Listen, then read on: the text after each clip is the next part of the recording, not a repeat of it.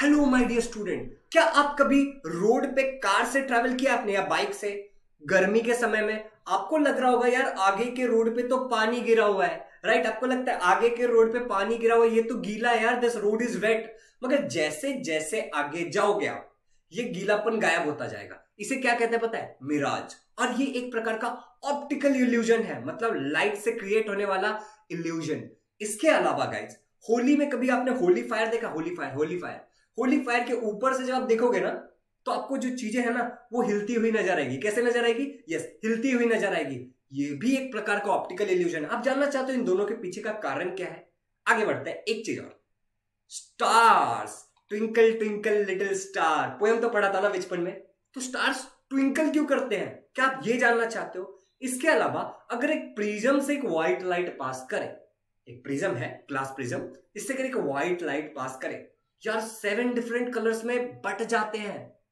क्या आप ये जानना चाहते हो? इसके अलावा रेनबो देखा है कभी आपने? रेनबो फॉर्म क्यों होता है, क्या आप ये भी जानना चाहते हो? अगर आप ये सब जानना चाहते हो तो ये चैप्टर का नाम है refraction of light. This is chapter number 6 from science 1 and this is lecture number 2। ये है क्लास 10 एसएससी महाराष्ट्र बोर्ड का lecture number 2 from refraction of light, जिसमें मैं इन सारी चीजों के बारे में बहुत डिटेल में बात करूंगा। ओके, लेक्चर नंबर 1 जिसमें काफी सारी बातें हुई है रिफ्रैक्शन की, ऑलरेडी ऊपर के आई बटन में है, तो जाइए और उसे भी देख लीजिए अगर अब तक आपने नहीं देखा या फिर आपको नहीं आता है, या फिर आप किसी को सजेस्ट भी कर सकते हो। इस चैप्टर में क्या क्या देखने वाले हैं अभी तो बता ही दिया, लेकिन एक बार और सुन लो। Partial and total internal reflection, ये सारे फिनोमिनन को समझने के लिए ये वाला मुद्दा जानना जरूरी है। तो सबसे पहले इसे ही समझ लेंगे, पार्शियल रिफ्लेक्शन क्या होता है, टोटल इंटरनल रिफ्लेक्शन क्या होता है। इसके बाद हम ध्यान से सुनना, इसके बाद हम सीखेंगे अबाउट ट्विंकलिंग ऑफ स्टार। क्या सीखेंगे? Twinkle twinkle little star. उसके बाद हम सीखेंगे डू प्लैनेट्स ट्विंकल। अच्छा, इसमें एक सरप्राइज है, प्लैनेट्स ट्विंकल करते हैं या नहीं करते हैं ये लास्ट में देखेंगे। Dispersion of light and rainbow formation. अच्छा, ये 4-5 मतलब डिस्पर्जन ऑफ लाइट क्या होता है और रेनबो फॉर्म कैसे होता है ये भी देखेंगे। अब तुम सोच रहे हो कि वो एक स्पेक्ट्रम वाला किधर गया सर, कवर हो जाएगा, टेंशन मतलब, उसी को डिस्पर्जन कहते हैं। तो चलो शुरू करते हैं बिना किसी टाइम पास के। अच्छा, बाय द वे, अगर तुम चैनल पे नए हो, इस चैनल को सब्सक्राइब कर सकते हो, फ्री है। वीडियो को लाइक करके अपने अटेंडेंस लगा दो, क्योंकि प्रथा है यहाँ की। और अब आगे बढ़ते हैं। गाइस, पहले पार्शियल रिफ्लेक्शन समझ लेते हैं। पहले क्या समझ लेते हैं? Partial reflection. अभी पुराना स्टाइल लेक्चर नंबर 1 वाला, एक ग्लास का स्लैब है हमारे पास, एक ग्लास स्लैब है। अच्छा, ग्लास डेंसर है। क्यों डेंसर है? क्योंकि पार्टिकल्स बहुत ज्यादा करीब होते हैं इसके। क्लियर? एयर जो है रेयरर मीडियम है, बाहर एयर है। मान लो कि ग्लास में से एक लाइट पास होता है, दिख रहा है येलो लाइट पास हुआ, और एक नॉर्मल है पिंक कलर का, उसे हिट करता है। अब डेंसर से रेयरर जा रहा है, तो क्या होगा? अवे फ्रॉम द नॉर्मल चला जाएगा। कहां चला जाएगा? अवे फ्रॉम द नॉर्मल चला जाएगा। इतना आपको पता है, इसको रिफ्रैक्शन कहते हैं, बेंडिंग ऑफ लाइट। अच्छा, ये पार्शियल रिफ्लेक्शन मतलब सुनो, रिफ्लेक्शन टकरा के वापस आना, तो वो जो येलो लाइट आया था ना, वो थोड़ा सा अंदर भी चला जाएगा, कुछ पार्ट ऑफ लाइट अंदर भी चला जाएगा। इसी को कहते हैं रिफ्लेक्शन। और कुछ पार्ट गया है ना, तो पार्शियल रिफ्लेक्शन। समझ गए? थोड़ा सा डेफिनेशन देख लेते हैं। एग्जाम में क्या लिखेंगे सर? ये लिखेंगे, एग्जैक्टली यही लिखना है। ऐसे देख लो, पढ़ लो, समझ लो। मैं भी आपके साथ रीड करता हूं। देखो स्क्रीन पे देखो। When a light ray enters rarer medium, मतलब from denser medium, ग्लास से बाहर denser to rarer, समझे? It partially gets reflected. It gets partially reflected. थोड़ा सा येलो अंदर चला गया, partially अंदर चला गया, part of light gets reflected and comes back into denser medium. denser medium के अंदर चला गया as per law of reflection. law of reflection के हिसाब से इसी फिनोमिनन को कहते हैं partial reflection. क्लियर है? देख लो अच्छे से, एक बार रीड कर लो। You have 2 seconds. आगे बढ़ता हूं मैं, ठीक है? वीडियो रोक करके, ठीक है? चलो sir, partial and total internal reflection था ना, तो सर टोटल इंटरनल रिफ्लेक्शन मतलब क्या?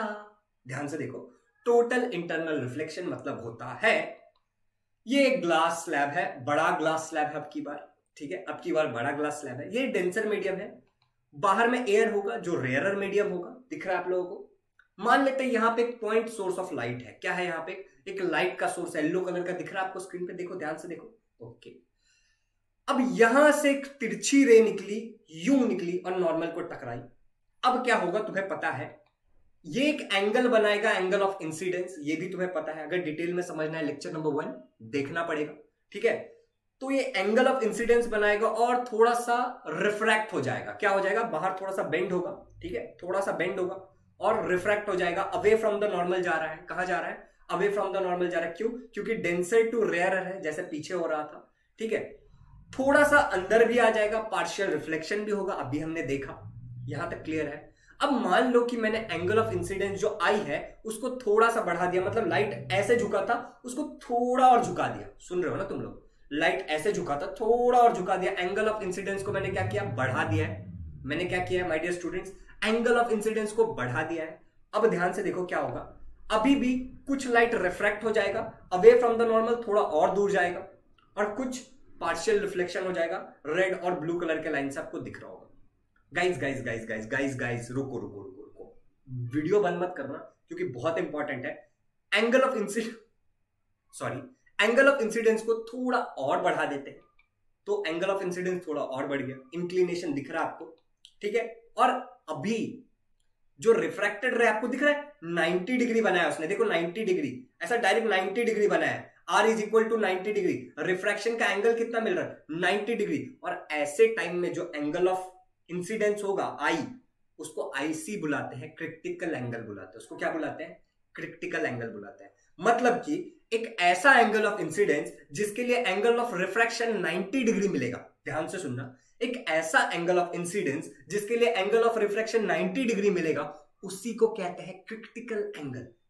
क्लियर है। मान लो कि थोड़ा सा और मैं एंगल ऑफ इंसिडेंस बढ़ा देता हूं, मतलब अब क्रिटिकल एंगल से भी ज्यादा बढ़ा दिया है मैंने, ऐसे में क्या होगा मालूम है, जो लाइट कर रहे हैं वो अंदर ही आ जाएगा, डेंसर मीडियम के अंदर ही रह जाएगा, और उसी को कहते हैं टोटल इंटरनल रिफ्लेक्शन। देखो, एक ऐसा एंगल ऑफ इंसिडेंस जिसके लिए एंगल ऑफ रिफ्रैक्शन 90 डिग्री मिलेगा, उसको क्रिटिकल एंगल बोलते हैं, और क्रिटिकल एंगल से भी ज्यादा अगर एंगल ऑफ इंसिडेंस है उसको बोलते हैं टोटल इंटरनल रिफ्लेक्शन, क्योंकि लाइट का जो रे है वो रिफ्रैक्ट नहीं होगा, वो अंदर आ जाएगा। इज इट क्लियर, समझ में आ गया ना। अब आगे बढ़ते हैं, अगर नहीं समझ में आया तो पीछे जाओ, अब समझ जाओगे, बहुत आसान है। एंगल ऑफ इंसिडेंस बढ़ाते रहना है क्रिटिकल एंगल तक, और उससे बढ़ाएंगे तो टोटल इंटरनल रिफ्लेक्शन होगा। अब डेफिनेशन सुनो, टोटल इंटरनल रिफ्लेक्शन में क्या होता है, for a particular value of i मतलब क्या, एंगल ऑफ इंसिडेंस, आई मतलब क्या, angle of incidence, for a particular value of i, the value of r मतलब एंगल ऑफ रिफ्लेक्शन, आर मतलब angle of reflection, becomes 90 degree, मतलब i की एक particular value के लिए आर की वैल्यू 90 डिग्री हो जाएगी, ठीक है। This is called as critical angle. तो उसी वैल्यू आई के उस वैल्यू को कहते हैं क्रिटिकल एंगल। अलग अलग चीजों के लिए अलग अलग हो सकता है, बाय द वे। अगला सुनो, for angle of incidence larger than critical angle, अगर लार्जर क्रिटिकल एंगल से भी ज्यादा अगर एंगल ऑफ इंसिडेंस है, the angle of reflection becomes larger than 90 degree, तो वो 90 डिग्री से भी ज्यादा हो जाएगा, ओके। एंड सच रे रिटर्न टू डेंसर मीडियम, और ऐसे रे डेंसर मीडियम में वापस आ जाते हैं। This is called as total internal reflection, इसी को टोटल इंटरनल रिफ्लेक्शन कहते हैं। मैं अभी तक 3 बार बता चुका हूं, आपको समझ आ गया होगा, आप सब बहुत समझदार हो, ये बहुत इंपॉर्टेंट है, इसलिए इसे समझ लेना। यहां तक समझा है, आगे बढ़ू, चलो फिर 1 सेकंड रुक जाओ, मन में विजुअलाइज कर लो एक बार कि क्या क्या समझा आपने, और अब आगे बढ़ते हैं। क्लियर, यहां तक समझा तो चैट बॉक्स में लिखो यस सर, बहुत मजा आया, समझ में आया। आगे बढ़ते हैं। डिस्पर्जन ऑफ लाइट होता क्या है, देखो, एक व्हाइट रे ऑफ लाइट को प्रिज्म से पास किया तो वो फैल गया, क्या हुआ, फैल गया। लेकिन ये हुआ क्या, यहां पे हुआ क्या, देखो, the process of separation of light into components colour. एक व्हाइट लाइट के अंदर बहुत सारा लाइट होता है, मिलियंस ऑफ लाइट होते हैं, खाली 7 ही लाइट नहीं होते, millions of shades of light होते हैं। तो a process of separation of light into its component colour, हमने क्या किया, लाइट को सेपरेट किया उसके कंपोनेंट कलर में, while passing through a medium, एक मीडियम से पास किया, पहले एयर था, ग्लास प्रिज्म है, ठीक है, is called a dispersion of light. मतलब डिस्पर्जन का मतलब होता है एक रे ऑफ लाइट को, व्हाइट रे ऑफ लाइट को या किसी भी एक रे ऑफ लाइट को अगर आप उसके कंपोनेंट्स कलर में डिवाइड कर दो, क्या कर दो, कंपोनेंट्स कलर में डिवाइड कर दो, तो उसको डिस्पर्जन ऑफ लाइट बोलेंगे, समझा। चलो अब आगे बढ़ते हैं। लाइट का मतलब क्या होता है, पढ़ लो एक बार। Light is electromagnetic radiation. Light क्या है, इलेक्ट्रोमैग्नेटिक रेडिएशन है, लाइट रेडिएशन है, लेकिन कैसा है, इलेक्ट्रो और मैग्नेट, तो इसमें इलेक्ट्रिसिटी का भी कंपोनेंट है, मैग्नेटिज्म का भी कंपोनेंट्स है, और बहुत डिटेल में नहीं जाते, बस इतना समझ लो, which gives sense of vision, और उससे आपको क्या होता है, देखने का एहसास होता है। देखो, विजन के लिए आंख भी इंपॉर्टेंट है, लाइट भी इंपॉर्टेंट है, दोनों होना चाहिए। मान लो कि आपके पास बहुत खूबसूरत आंख है, दुनिया का सबसे खूबसूरत आंख है, लेकिन बाहर लाइट ही नहीं है। अंधेरे में कुछ दिखता है? अंधेरे में देखो लाइट्स बंद करके कुछ नहीं दिखेगा। मान लो कि आप आसपास बहुत उजाला है लेकिन आपके पास आंख ही नहीं है, फिर भी कुछ नहीं दिखेगा। अच्छा, बाय द वे मैंने कहा light is a electromagnet radiation, तो अगर रेडिएशन है तो इसका एक फ्रीक्वेंसी भी होगा, इसका एक वेवलेंथ भी होगा। Are you getting it? इतना आपको पता है तो अब सुनो। और लाइट हर मीडियम में अलग अलग स्पीड पे ट्रैवल करता है। ओके, तो अगर मैं ग्लास प्रिज्म ले लूं और एक रे ऑफ लाइट को, सनलाइट है मान लो, और एयर में उसको अगर मैं ऐसे ट्रांसफर करूं तो उसका स्पीड होगा 3 × 10⁸ मीटर पर सेकेंड। ठीक है, वो स्क्वायर गलत लिख दिया है, ध्यान मत दो। 3 × 10⁸ मीटर पर सेकेंड, स्क्वायर पे ध्यान मत दो, गलती हो गई है। ठीक है, 3 × 10⁸ मीटर पर सेकेंड। ठीक है, अब ये लाइट ऐसे तो यूजुअली ऐसे पास हो जाता अगर कुछ भी डिस्टर्बेंस नहीं होता, मगर वो एयर से ग्लास में जा रहा है। कहां जा रहा है? एयर से ग्लास प्रिज्म में जा रहा है, मतलब मीडियम बदल रहा है। ठीक है, व्हाइट लाइट इतने स्पीड से ट्रैवल कर, अब मीडियम जब बदलेगा तो ये अपने कंपोनेंट कलर में डिवाइड हो जाएगा। डिवीजन क्यों हुआ? क्योंकि अलग अलग कलर के लाइट की अलग अलग वेवलेंथ होती है, अलग अलग फ्रीक्वेंसी होती है, और ये दोनों क्योंकि अलग होता है तो उनका स्पीड ऑफ ट्रैवलिंग भी अलग होगा। लाल अलग स्पीड से ट्रैवल करेगा, वॉयलेट अलग स्पीड से ट्रैवल करेगा, येलो अलग स्पीड से ट्रैवल करेगा इन ग्लास प्रिज्म, क्योंकि इनका वेवलेंथ और फ्रीक्वेंसी अलग है। क्लियर? ये कितने कलर है? ये 7 कलर है। इनका नाम है red, orange, yellow, green, blue, indigo, violet. इसी को आप विव ग्योर भी पढ़ते हो। इसमें सबसे ज्यादा वेवलेंथ किसका है देख लो, सबसे कम किसका है वो भी देख लो। बहुत सिंपल है। अब एक सवाल कि ट्रैफिक सिग्नल का कलर लाल ही क्यों होता है? क्योंकि लाल को हम बहुत दूर से भी देख सकते हैं, तो इसका वेवलेंथ कम हुआ या ज्यादा हुआ? कमेंट में बता देना। ठीक है, वेवलेंथ का मतलब क्या होता है बाय द वे? वेव का लेंथ। चलो, तो ये तुम बता दोगे। आई होप कि डिस्पर्जन ऑफ लाइट समझ में आ गया, आपको समझ में आ गया कि एक व्हाइट लाइट जब प्रिज्म से पास होता है तो कंपोनेंट्स कलर में क्यों डिवाइड हो जाता है, क्योंकि अलग अलग कलर्स की अलग अलग वेवलेंथ ऑफ फ्रीक्वेंसी है और वो अलग अलग मीडियम में अलग अलग स्पीड से जाएगा। व्हाइट का क्या है? 3 × 10⁸ मीटर पर सेकेंड, स्क्वायर पे ध्यान मत देना, एक्सेलरेशन हो जाएगा वरना। यहां तक समझ में आया? अब आगे बढ़ते हैं। Formation of rainbow. तुम्हें टोटल इंटरनल रिफ्लेक्शन समझ आ गया, तुम्हें डिस्पर्जन ऑफ लाइट भी समझ में आ गया, अब तुम्हें फॉर्मेशन ऑफ रेनबो भी समझेगा। देखो ध्यान से, देखो ध्यान से। सन है, सन सन सन सन, प्यारा सन, बड़ा प्यारा सन है सर, बड़ा प्यारा सन है।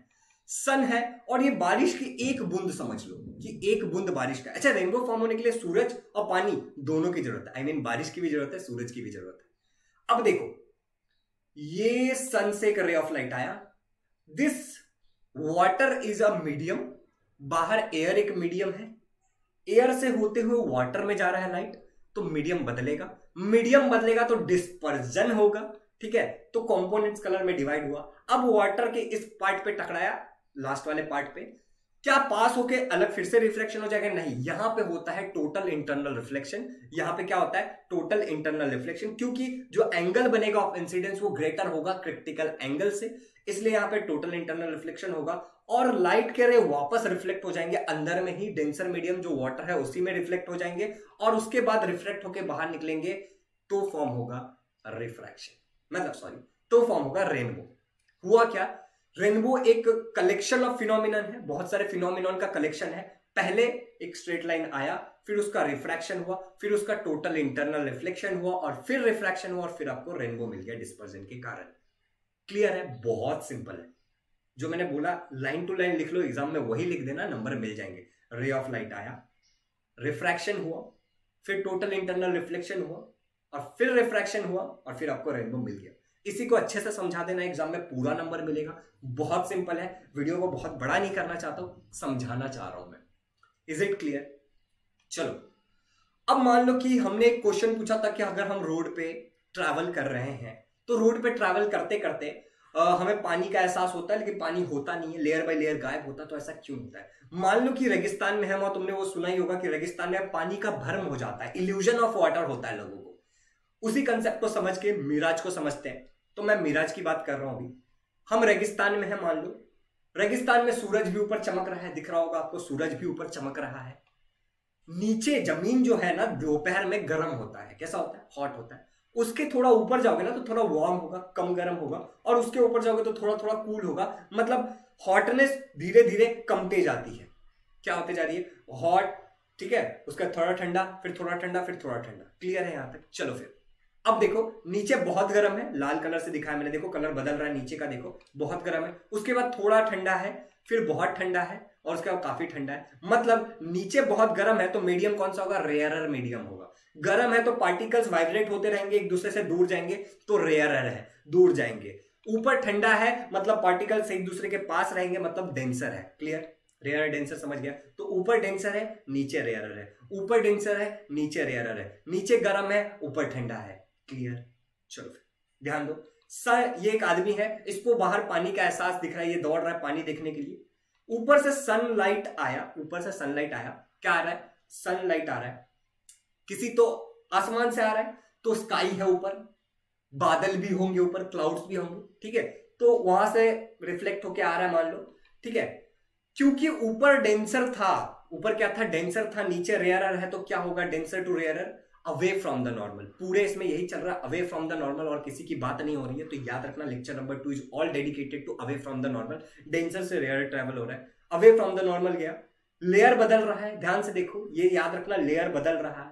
अगर लेयर बदलेगा तो वापस रिफ्रैक्शन होगा, मीडियम बदल रहा है, ठीक है, तो वापस क्या हो गया? Away from the normal.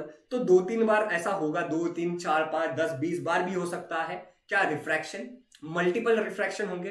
अब यहां से ये रे ऑफ लाइट सीधे वो आदमी की आंखों में गया, क्या हुआ? ये जो बंदा है इसके आंखों में गया सीधे, और अब ये इसकी आंखों से ट्रैवल करते हुए इसको एक रिफ्लेक्शन दिख रहा है, किसका? क्लाउड का रिफ्लेक्शन दिख रहा है। ये क्लाउड के रिफ्लेक्शन को इसे क्या लगेगा? पानी है, ठीक है, आंखों से सीधा ट्रैवल होकर क्लाउड का रिफ्लेक्शन दिख रहा है, इसे लगेगा पानी है, इसी को मिराज कहते हैं।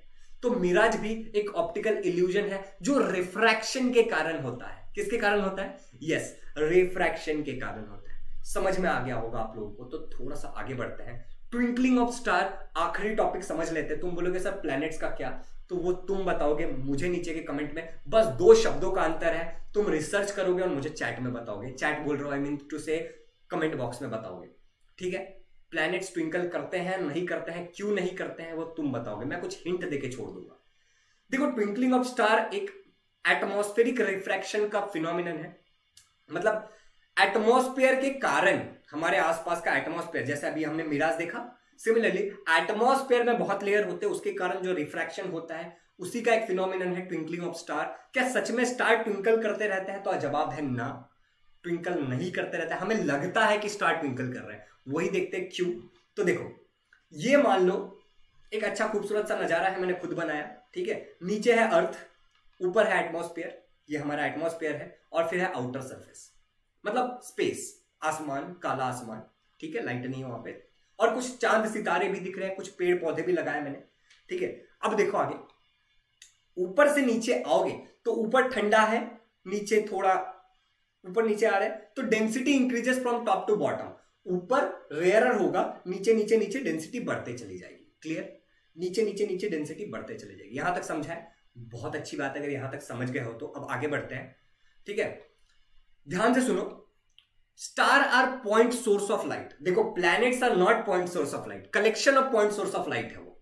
ये पहला हिंट था, मैंने कहा था 2 हिंट दूंगा, ये पहला हिंट है। प्लैनेट्स क्यों ट्विंकल नहीं करते? Star are point source of light, तो आपको दिख रहा होगा स्टार बड़ा हो रहा है, छोटा हो रहा है, बड़ा हो रहा है, छोटा हो रहा है, आपको दिख रहा होगा, राइट। ट्विंकल कर रहा है हमारा स्टार, देखो देखो, पॉइंट सोर्स ऑफ लाइट। अब ये क्यों करता है यही समझना है।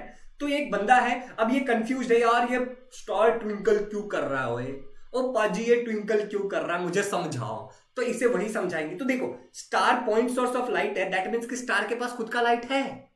क्लियर? तो इसका जो एक्चुअल पोजीशन होगा, मतलब जहां पे एक्चुअली स्टार है, वो ये है मान लो, और वहां से एक रे ऑफ लाइट निकलता है और एटमॉस्फेयर पे टकराता है। कहां पे टकरा है? एटमॉस्फेयर पे। अब बाय द वे, एटमॉस्फेयर पे अलग अलग लेयर होंगे। क्लियर? हमारा जो एटमॉस्फेयर है वो फ्लूइड है, तो वो चेंज होता रहेगा। हवा है, उसमें बहुत सारे गैसेस है, कहीं नाइट्रोजन है, कहीं ऑक्सीजन है, कहीं हाइड्रोजन है, सबका रिफ्रैक्टिव इंडेक्स अलग है। ध्यान से सुनो, सबका रिफ्रैक्टिव इंडेक्स अलग है, ठीक है। तो क्या होगा कि यहां से लाइट आया, मान लो एक्चुअल पोजीशन से आ रहा है, और थोड़ा सा बेंड टूवर्ड्स द नॉर्मल हुआ। क्या हुआ? अब तक अवे फ्रॉम द नॉर्मल हो रहा है, यहां पे टूवर्ड्स द नॉर्मल हो रहा है। क्यों बताऊंगा मैं। फिर अगले लेयर में आया, फिर थोड़ा बेंड हुआ, मल्टीपल रिफ्रैक्शन हुआ। क्यों? क्योंकि मल्टीपल टाइम रिफ्रैक्टिव इंडेक्स बदल रहा है। समझ गए? अलग अलग गैसेस है, हवाएं चल रही है, डस्ट पार्टिकल्स है, तो अलग अलग पार्टिकल्स है, तो रिफ्रैक्टिव इंडेक्स बार बार बदलेगा, इसलिए वो बेंड होते जाएगा। लेकिन टुवर्ड्स द नॉर्मल क्यों बेंड हो रहा है? क्योंकि bends towards the normal because rarer to denser हो रहा है। मैंने क्या बोला था? ऊपर से नीचे डेंसिटी बढ़ते चली जाती है, तो ऊपर रेयरर है, नीचे डेंसर है, तो टुवर्ड्स द नॉर्मल जा रहा है। क्लियर हुआ यहां तक? चलो, अगर यहां तक क्लियर है तो देखो, अब ये लाइट थोड़ा सा बेंड होकर के, बहुत बार बेंड होगा रास्ते में, हमने एक ही बार दिखाया, तो बहुत बार ऐसे बेंड होकर के इसके आंखों में जाएगा। क्लियर? इसको लेकिन तारा यहां नहीं नजर आएगा, जो स्टार है उसको एक्चुअल पोजीशन पे नहीं नजर आएगा, उसको सीधा नजर आएगा वहां पे एपेरेंट पोजीशन पे। कहां पे नजर आएगा उसको? एपेरेंट पोजीशन पे नजर आएगा। अगर यहां तक समझ गए हो तो बहुत अच्छी बात है। अब सुनो, क्योंकि मैंने बोला मल्टीपल टाइम रिफ्रैक्शन होगा, तो क्या होने वाला है? ये एपेरेंट पोजीशन चेंज होते रहेगा।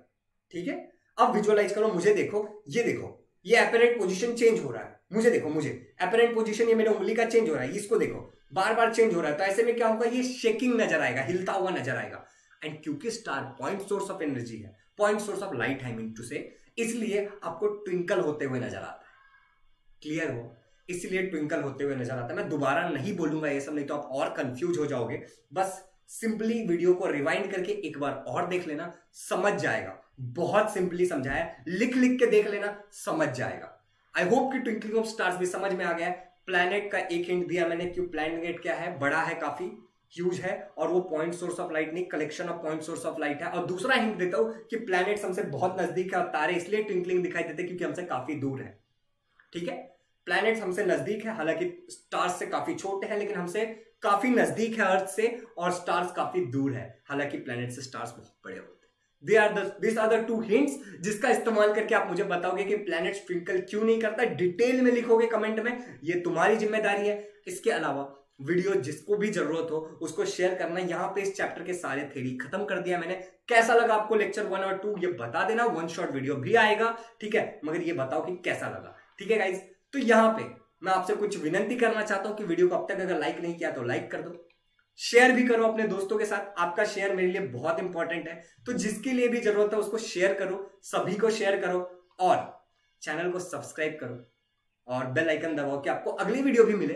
Hindi, English, Marathi 7th, 8th, 9th, 10th काफी सारे वीडियोस यहाँ पे आएंगे और आते रहेंगे, और काफी सारे मोटिवेशनल बातें भी आने वाली इस चैनल पे। कुछ पॉडकास्ट भी स्टार्ट करने वाला हूं मैं, कुछ टीचर्स को लेकर के, जो सीनियर मॉडरेटर है, एग्जामिनर है 10th के लिए, 12th के लिए, वो आपको गाइड करेंगे कि पेपर कैसे लिखना है। सबको लेकर के आऊंगा मैं, लेकिन इस चैनल को सब्सक्राइब करना पड़ेगा उससे पहले, और अपने दोस्तों के साथ भी शेयर करो। टारगेट रखता हूं मैं 100 लाइक्स का। अगर आप वीडियो यहां तक देख रहे हो तो एक लाइक करके देखो 100 हुआ कि नहीं हुआ। आई डोंट नो कि कितने दिन में होगा, बट आपको 100 लाइक तक पहुंचाना है। Thank you so much. Channel को सब्सक्राइब कर लो, और फिर से एक बार थैंक यू। अगर समझ में नहीं आया तो नीचे डाउट लिख देना, I will try to clear it. चलो, बाय बाय।